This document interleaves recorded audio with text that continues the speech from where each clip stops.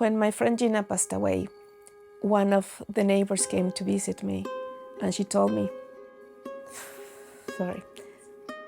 that Gina had asked her to come and give me a hug, because Mexicans are used to get hugs and Irish don't.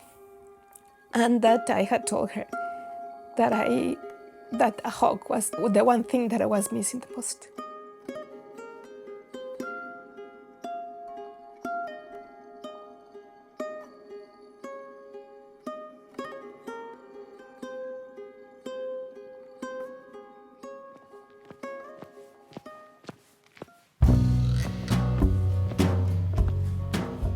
Growing up in London in the 80s, there was no Mexican culture that we were really aware of. The only contacts we had with any kind of Mexican culture were just tacky, bad Mexican restaurants. My connection with heritage and ancestry and identity has always been really core, because I wanted that connection and to understand place and where my family had come from. I always saw England as a temporary step in my life. In Mexico, I was known by everybody as Aletia. When I come here and I present myself as Aletia, it's quite difficult to pronounce it, so I use my first name, which is Elisa. It's a persona that is changing, evolving, transforming in thoughts, in culture, in expressing love. I kind of recreate, reinvent myself, reborn in some ways.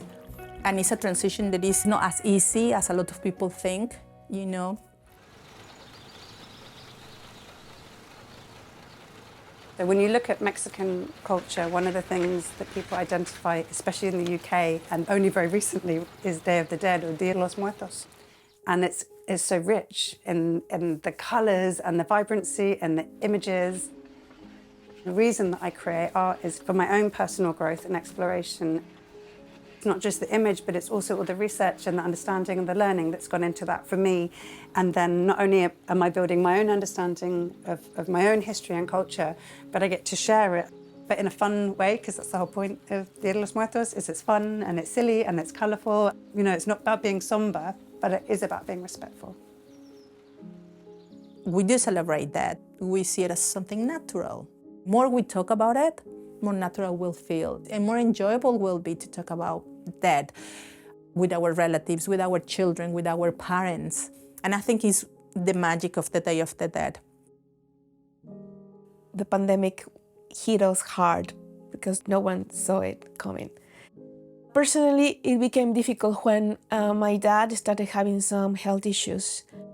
I was just preparing for our event for the Day of the Dead when I had that phone call that no one wants to get. My dad was having a heart attack, and the doctor basically was asking me to say goodbye. And all of a sudden, he just slipped away. He was surrounded by good people, but I think I wasn't there, so it's something that still really hurts. And to say goodbye on the phone is so difficult. With COVID, nobody had the opportunity to talk if I'm going to die, because nobody knew that it would die, you know, and it's that element of surprise that attacked every single part of the globe and took us by surprise, and it's scary. And I think it's when death became, rather to be something natural and somehow accepted, it became more fear about it. Everybody started sending a WhatsApp message about how important my dad had been for their lives. We want to think that we make fun of death, but the truth is that we feel it. We are also scared of it, and we also obviously cry if someone dies, but at the same time we want to embrace it with a little bit of joy. When my dad passed away, someone told me, but you don't need to set up an offering this year. We will understand it. And I thought, if I do it every year, if I stop doing it the year that my dad passes away, it's like going against my own beliefs. It was difficult, but it was a catharsis, because I remember crying while I was setting it up. When Rosie born, I think that's for me is a quite precise moment that I decided I need that community and I needed that support in this new place. When I'm with the Mexican community, I feel understood. As I always tell them, you are my other family. The pandemic had an impact. We did feel that lack of support between each other. We lost a little bit of that feeling of being so close.